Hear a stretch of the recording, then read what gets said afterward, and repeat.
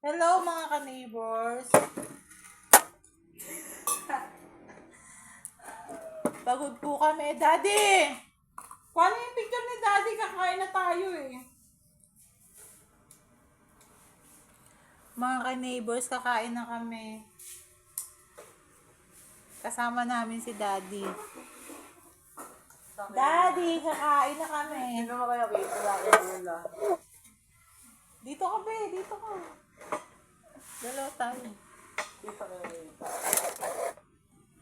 Kakain na kami mga ka-neighbors with picture ni Daddy. Pagod kaming dalawa, bumili kami ng tangke. Yung anak ko ang runner.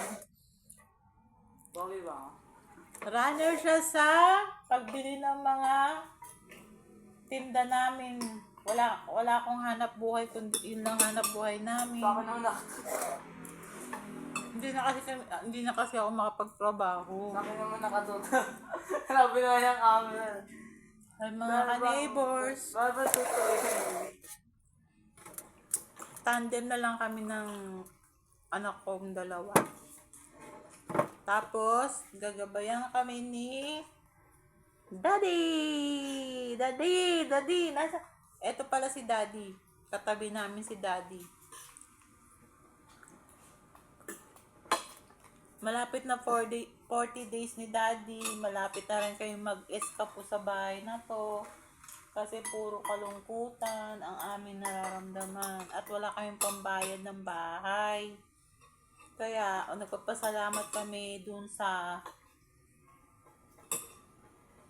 tiyuhin ng asawa ko, si Kakang Luz at saka si Kaka Oyo, at inampun po kaming dalawa.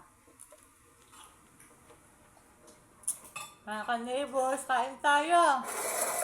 Ulam namin ay Ubus na. ano to? Hindi ka naman maya. Sinigang na maya-maya luto ni tatay. Kasi ubus na. Tapos yung sinaing namin, mamamanis pa yan. Sabi, kung madami lang yan, ubus ko yan.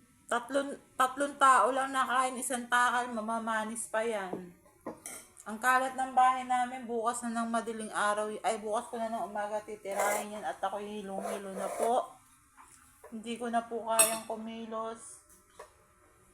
Kailangan ko na magpahinga, mga ka-neighbors. Soon, mga ka-neighbors, mag-aano na rin pala ako. Tatry ko mag-online seller para kumita ng pera para sa future ni GK. At si GK magtitinda na rin. Tutulungan ko na rin. Magtutulungan kaming dalawa mag-online.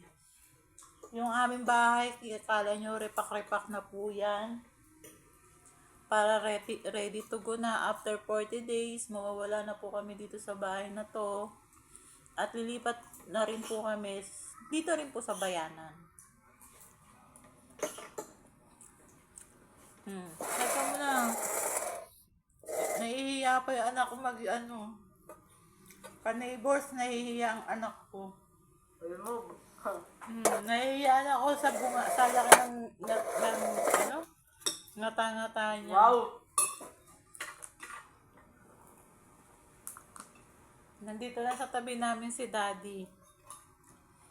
Kasi siya, makulit kasi, chicharong bulaklak ang tinira eh.